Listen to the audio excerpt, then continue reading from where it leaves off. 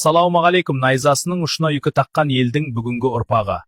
Мен бүгін әлеуметтік желден екі түрлі бейнебаян көріп, алған әсеріммен бөлісуге ниет еттім. Өздеріңіз білесіздер, қазіргі таңда біз білетін әлемнің астан-кестеңі шығып, жер-жерде соғыс оттануда. Соғыс адамзат тарихындағы ең ауыр қасірет. Оның зардабы тек ұрыс даласымен шектелмейді. Ол бүкіл қоғамның іргетасын шайқалтып, болашақ ұрпақтардың тағдырына теріс әсерін тигізеді. Мыңдаған, тіпті миллиондаған сарбаздар мен жазықсыз бейбіт тұрғындар қаза табады.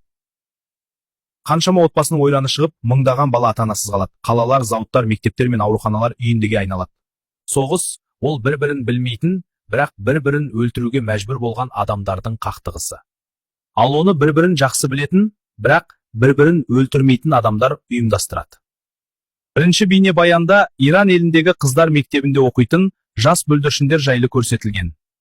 Ал екінші көріністе тура сол мектеп болмаса да, сол тәрізді мектептің қиратылғаны жайында баяндалады. Қарап отырып жүрегің ауырады. Бұл әңгіме сайқал саясат жайлы емес, адам баласының қандай қатыгез болатыны хақында. Осыған орай айтарым, ата-бабаларымыздың не үшін найза ұшына үкі таққанын түсінеді екенсің. Қаншама жаугершілікке куә болған олар соғыстың ешкімге опа бермейтіндігіне көз жеткізіп, тек бейбіт өмірді таңдап әулие болды.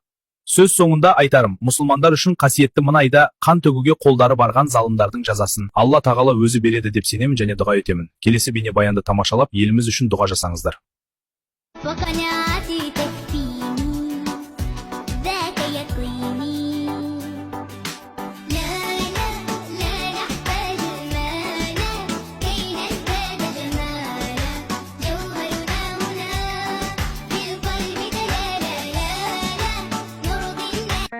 ربنا آتنا خير ربنا آتنا في الدنيا حسنة وفي الآخرة حسنة وقنا حسنة عذاب النار عذاب النار